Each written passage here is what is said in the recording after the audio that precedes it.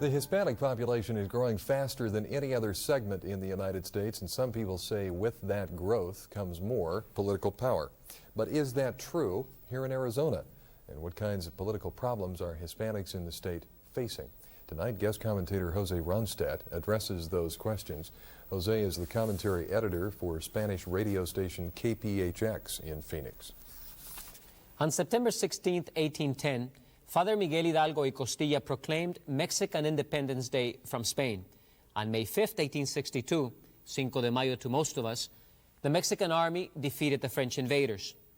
Other than these two festive dates, little is heard about the social and cultural life of Hispanics in this nation. Many feel like intruders in their own land, although every election year politicians and the media focused on Hispanics as if it was the greatest discovery of the century. The Treaty of Guadalupe Hidalgo, signed in 1848, ceded half of Mexico's territory to this nation and guaranteed Mexicans living in the Southwest citizenship and the right to speak, surprise, Spanish. It is a fact of life, and there is little that reactionary groups such as the English-only movement can do to suppress it. Hispanos have made significant gains in Arizona. They serve on important boards and commissions, and there have been meaningful increases of Hispanics in local and state government. The number of Hispanics has increased 5 times faster than the rest of the U.S. population. But in spite of all this, Hispanics are mostly young, poor, and not well educated. This society must accommodate this inevitable demographic change. Henry Cisneros, for example, the mayor of San Antonio, has said that with growth comes a two-way road of responsibilities. For the majority of the community, it means an investment in education and preparation for the workplace. For the Hispanic community, it means self-reliance, self-development, and in many cases, the acceptance of a leadership role. In Arizona, while there have been glimpses of extraordinary leadership, by and large, Hispanic leaders have been less than effective in convincing their own to fully participate in this democratic process.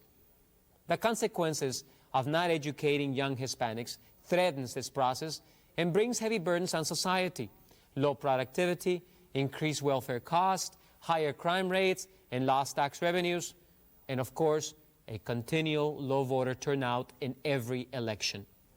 There are many articulate spokesmen on the so-called minority problem, including ASU President J. Russell Nelson, but there seems to be little attention given to such problems as transforming the inner cities, improving services, and investing in and developing employment. So why is this? Who needs to get involved? How do we attack problems of this magnitude when our politicians have attention spans of 2 and perhaps no more than 4 years? And what part do Hispanos play in all this?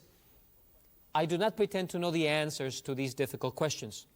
I do, however, want to say a few things about the role of Hispanic leaders. It's easy to criticize schools and universities for what they have failed to do.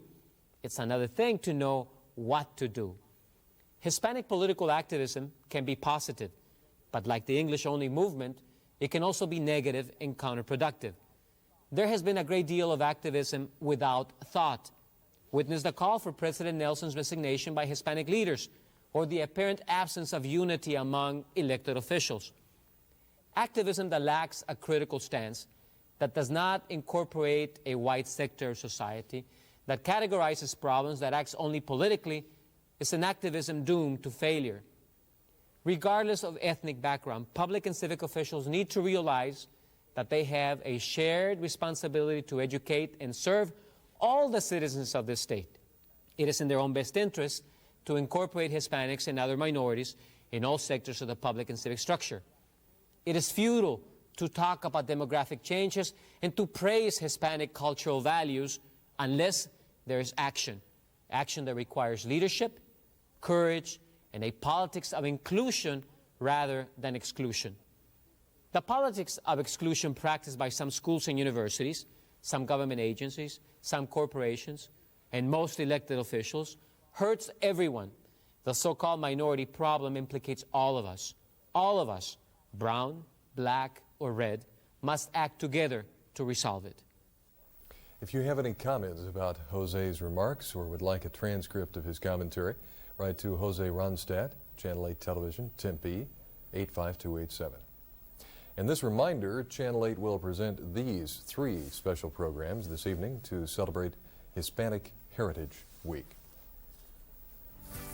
Tomorrow on Horizon, we will speak with an expert on radon gas and commentator Bob Robb with his views on the outcome of some of the primary races. I'm Michael Grant. Thanks for being here. Good night.